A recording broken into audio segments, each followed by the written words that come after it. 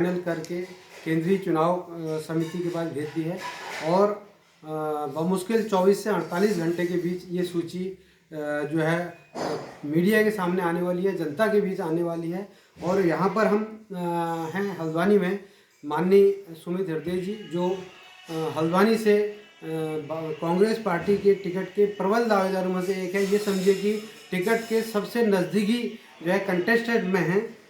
हम सुमित जी से चाहेंगे, सुमित जी टिकट की जो है तैयारी हो गई है, कैसी तैयारी है टिकट को लेके? क्या आपका अभियान चल रहा है जो आपने नामांकन कराना है?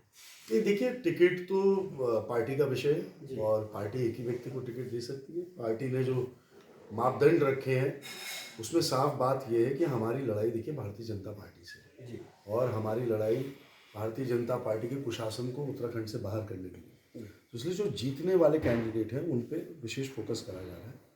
तो जहाँ तक टिकट की बात है, टिकट उसको दिया जाएगा जितना हमें प्रतीत हुआ है कि जो सर्वे में भी आगे रहा, और टिकट उसको भी दिया जाएगा जो जिताऊ प्रत्याशी। जी, बात हल्द्वानी की जाए सुमित जी, यहाँ पर लोगों की समस्याओं को लेकर आप हमेशा खड़े रहते हैं।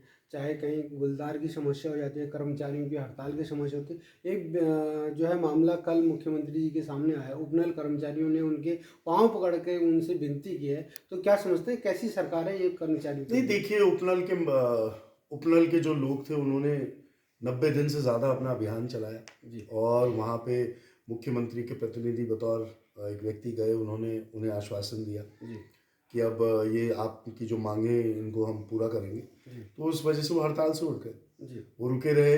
कैबिनेट के नतीजों पे, कैबिनेट की जो फैसले थे उन पे आँख टिका के बैठे हुए थे, लेकिन अंत में उन्हें धोखा मिला।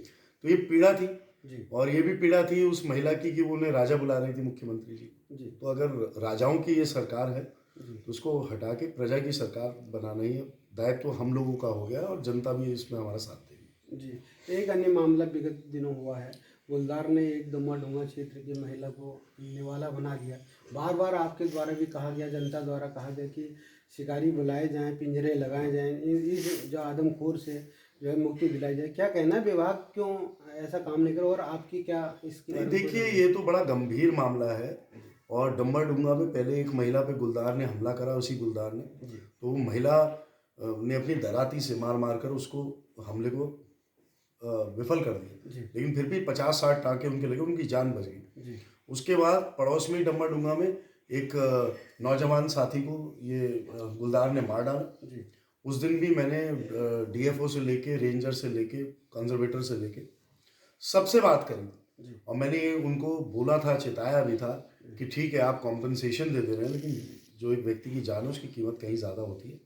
यहाँ खतरा अभी बना है, आदमखोर का हौसला बढ़ चुका है। वो ये समझ रहा है कि कोई कोशिश नहीं करी जा रही, प्रयास नहीं करे जा रहे।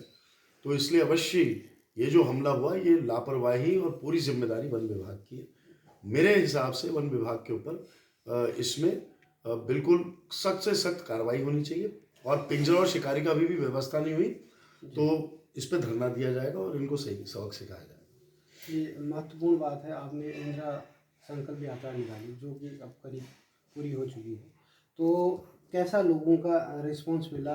क्या लोगों ने आपको आशीर्वाद देने का क्या आश्वासन दिया? नहीं देखिए, इंदिरा संकल्प यात्रा बड़ी सक्सेसफुल रही। बहुत लोगों ने बहुत आशीर्वाद दिया, बहुत साथ दिया।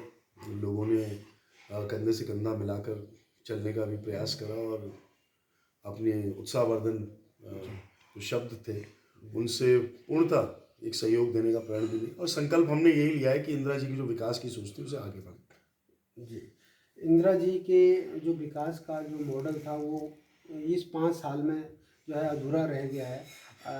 कई मामले हैं जो घोषणाएं भाजपा ने की वो पूरी नहीं हुई। इंदिरा जी ने जो विकास के यहाँ शिलापट रखे थे वो अधूरे रह गए। कैसे आप पूरा करेंगे इनको, क्या है? नहीं देखिए, इंदिरा जी ने जो कार्य करे वो भी अभूतपूर्व थे, जो उनकी सोच थी वो भी अभूतपूर्व थी। अवश्य आईएसबीटी जू बन जाता तो लाखों लोगों को रोजगार प्रत्यक्ष अप्रत्यक्ष तौर से इन चीज़ों से भी मिलता और व्यवस्थाओं में बहुत सुधार आता।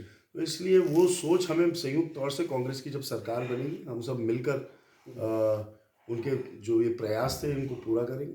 और जो विकास का परिचय हल्द्वानी के साथ जाना जाता है, विकास और हल्द्वानी पर्यायवाची मतलब माना जाता था। तो इसलिए ये जो विकास का मॉडल हल्द्वानी का है, इसको ख़त्म नहीं होने देना, ये हमारा प्रण है। जी। बात की जाए टिकट फाइनल होने वाला है, 30 से 40 टिकट फाइनल होने वाले हैं। हल्द्वानी का नाम भी पहली सूची में माना जा रहा है जो सर्वे आ रहा है। कई दावेदार हैं, कैसा आपको लग रहा है, क्या आपके अंदर आत्मविश्वास है, टिकट का क्या रहेगा और कैसे आप जो है इस लड़ाई को जीतने का नहीं देखिए, विषय ज़्यादा बड़ा ये है कि जीतना है चुनाव, जी है ना। टिकट एक ही व्यक्ति को मिलेगा, मैंने जैसा आपसे कहा, लेकिन चुनाव जीतना है चुनौती, जी क्योंकि टिकट को जीत नहीं माना जा सकता है। टिकट एक सीढ़ी है जो पार्टी आप पे जिम्मेदारी दे रही है कि आप चुनाव जीते और डिलीवर करें। तो वो डिलीवर करना, जीत, वो ज़्यादा महत्वपूर्ण चीज़ है और उस पर ही फोकस है। भारतीय जनता पार्टी इंदिरा जी के जाने के बाद इस सीट को हटाने की कोशिश में लगी है। तरह तरह के उनके द्वारा प्रयोग किए जा रहे हैं और कहीं ना कहीं उन्हें लगता है कि इस समय इंदिरा जी के नहीं होने से वो इस सीट को हटा सकते हैं।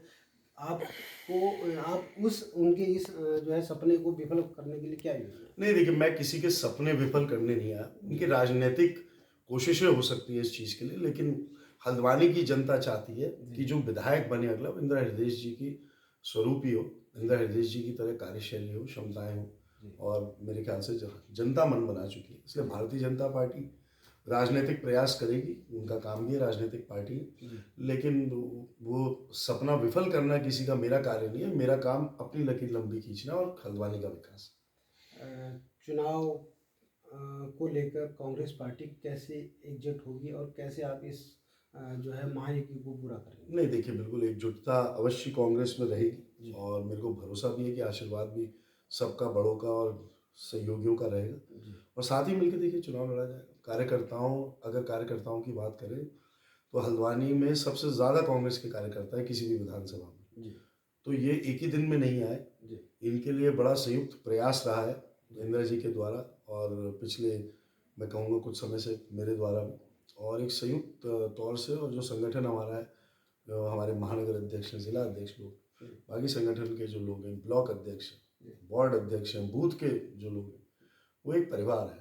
तो ये परिवार संयुक्त तौर से प्रयास करेगा और प्रदेश की कार्यकारिणी के भी जो लोग हैं और महानगर की भी कार्यकारिणी के जो लोग हैं, कोई भी हो, सब मिलकर अपने अपने क्षेत्रों में, अपने अपने बूथों में कांग्रेस को विजयी बनाएंगे, ऐसा मेरा विश्वास है। 10 दावेदार कांग्रेस की तरफ से इस समय जो है दावेदारी कर रहे हैं और टिकट तो होना होना है। 10 को कैसे समेटेंगे और कैसे एक मंच पे कैसे ताकत दिखाएंगे कांग्रेस? नहीं अवश्य देखिए, अगर वो कांग्रेस के सब, देखिए हितैषी, पहली बात तो सब प्रतिभावान है और सब समझदार, वो भी जानते हैं कि हमारी जो लड़ाई है वो भारतीय जनता पार्टी की कुनीतियों से है, भारतीय जनता पार्टी के कुशासन से, फांसीवादी ताकतों से।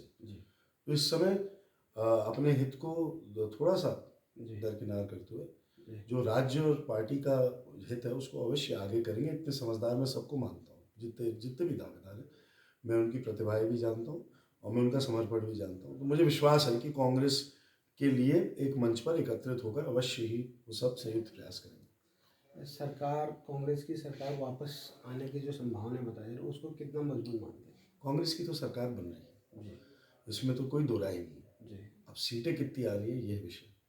जी, ये थे सुमित हृदय, हल्द्वानी से कांग्रेस के प्रबल दावेदार, और आगामी हम दिनों में देख रहे हैं कि वो जो है यहाँ से टिकट के साथ जो है कांग्रेस का परचम लहराएंगे। ऐसी उम्मीद से हल्द्वानी से मैं महेंद्र नेगी, हल्द्वानी।